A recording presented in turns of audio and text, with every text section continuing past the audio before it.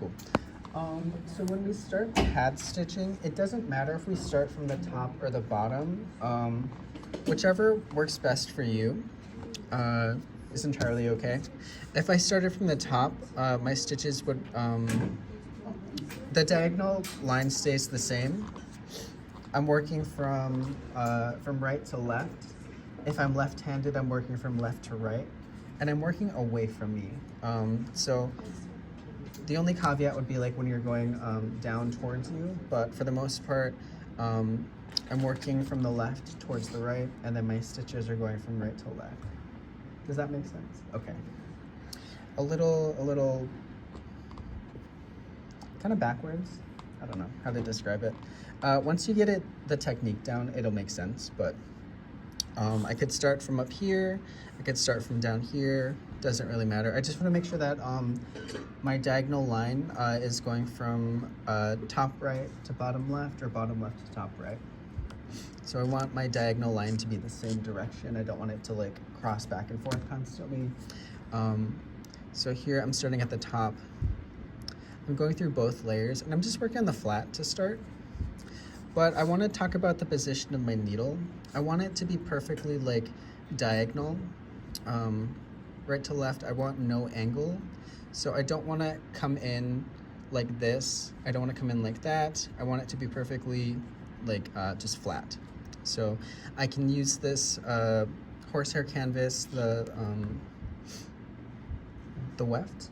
Yeah, I can use the cross grain to kind of set the direction of my needle. So I can cheat by using that, but here, starting, and I don't want any pressure. There are times when you want to create tension. So when we do the lapel, we're gonna roll over our finger. We're gonna do the same stitch, but we need to add like, add tension to the fabric. But because this is on the front of the jacket, I just wanna melt the two layers together.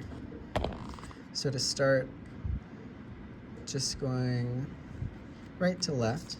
And this horsehair canvas is a little thick. So if you need to use a thimble, more than welcome to. So here, I'm just setting my line.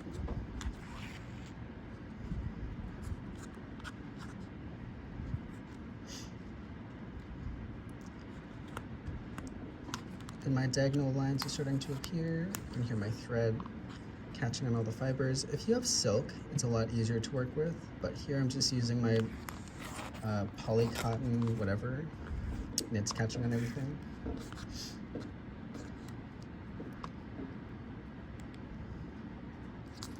But I'm just getting my diagonal line set, and then I'm gonna cross over.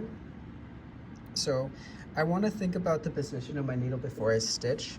If I start to cross on itself, I'm just stitching in the same place. So I wanna carry out a little further. I have these lines to help me, these red lines. So this is telling me that I need to go just a little further out to match my other side. And then I can start to go up. Yeah, thimble would be really helpful here. So here my diagonal line is crossing over. And I'm just matching my points. You can offset these by going down the middle, or you can match your diagonal line exactly. It doesn't really matter. Whichever way works best for you. One is not quicker than the other. But I just want to have consistent stitching. So I want to match all of my points exactly, or I want to have the same amount of like mismatches. So here, I'll cross over again, go out a little further. For this one I'll do like, I'll half shoot it. So, one stitch here, oops. One stitch here,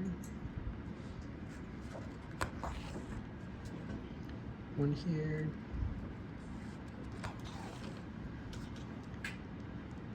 one more,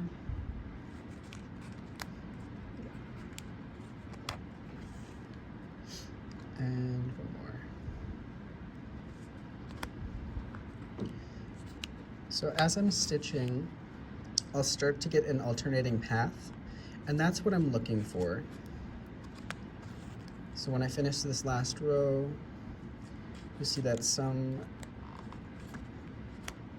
of these little arrow points are going up, some are going down, and that's what I want to do to get a proper pad stitch.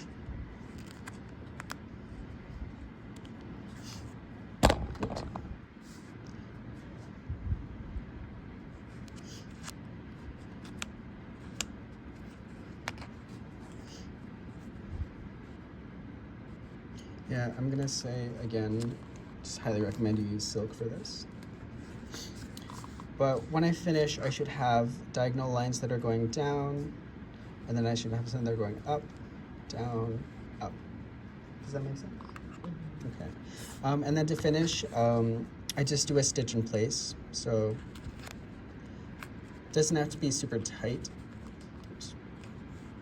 But just one stitch to finish, and then you can clip your thread. And then that'll be it. So when I go to the next